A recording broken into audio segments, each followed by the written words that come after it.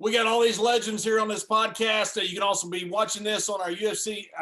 Sorry, one more time.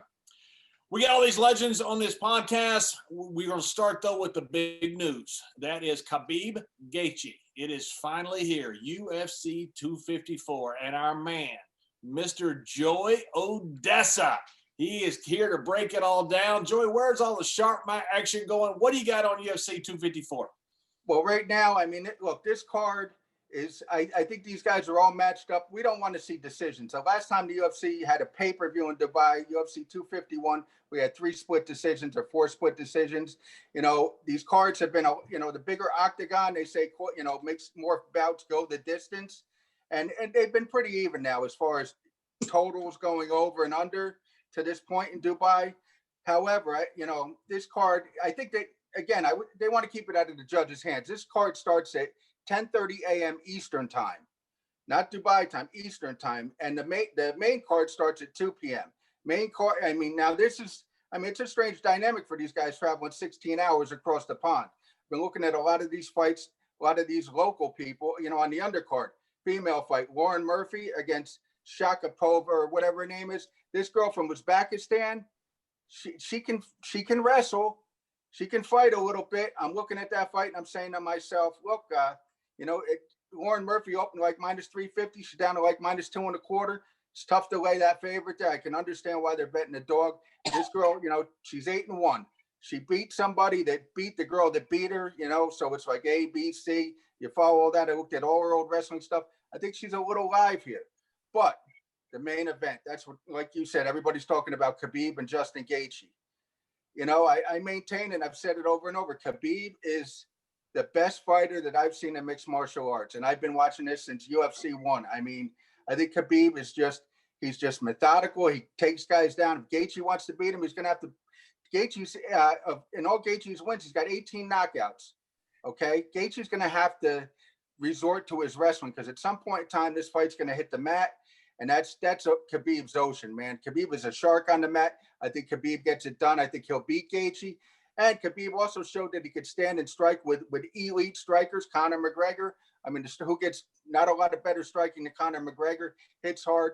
Khabib maintained, did well on his feet against him, came through with a win. I think, when he eventually took it to the ground, I think Khabib gets it done.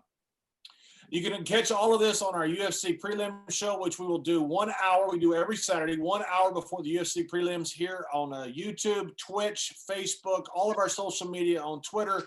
You name it, we're there. We'll go do it through the entire card. We'll go through sharp breakdown, public breakdown of money. We'll also give you sides and breakdown analysis of each and every fight. Joey, one question before we go on to Coach, who I know they got a golf tournament out there in his neck of the woods. You said unreservedly that Khabib is the best combat sports fighter, best MMA fighter you've ever seen, without a doubt. I think so. I think he's the most efficient. I mean, he showed he could stand with Conor McGregor. He beat Poirier, who's got good striking. I think that Khabib is the full package, he's going through, he just lost his father, so I don't know how that's going to affect him, whether it'll motivate him. It's impossible to really gauge how that will affect him. But you know what? He's in with Gaethje. Gaethje's tough. Look, if Gaethje hits him, Gaethje might be able to hurt him. But I don't see that happening. Khabib knows that. Khabib's got to come out with his hands up. He's got to score a takedown. And somebody asked Khabib earlier in the week, they said, what's the difference between Dagestani wrestling and U.S. wrestling? And I didn't know what to expect. I thought he'd compare freestyle to folk style. He said, look, in Dagestan, we go for that takedown and we keep going and going and going. And I will go for 25 minutes until I get that takedown. If it takes me 100 times to take him down, I'm going to shoot 100 times to take him down. But eventually, I'm going to get him to the ground. And that's a game plan for success. That's how he's got it done. No, I agree. Joe, I got a question for you. Not to interrupt you, Coach, but as the UFC has evolved and these athletes have gotten bigger, stronger, maybe faster, do you think the athletes of today, the UFC fighters, are better than the athletes of 10 years ago? Oh, sure. I think that it goes without saying. they don't, even the matchmaking.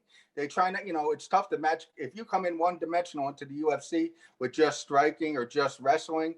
I've been, some of these wrestlers that come in, for instance, Rasho, great wrestler, heavyweight fighter. You would think, well, this guy's got all he's got to do is be able to keep his hands up and throw some punches and use his wrestling. But once they stepped in that octagon, they start getting kicked in the legs and things. It all falls apart. They get hit. Steve Mako, another guy that went into mixed martial arts, phenomenal. Judo black belt, great wrestler, didn't have the striking and just never really excelled to the next level. So nowadays, you got to really have the full package if you want to elevate your career, your status as a great UFC fighter.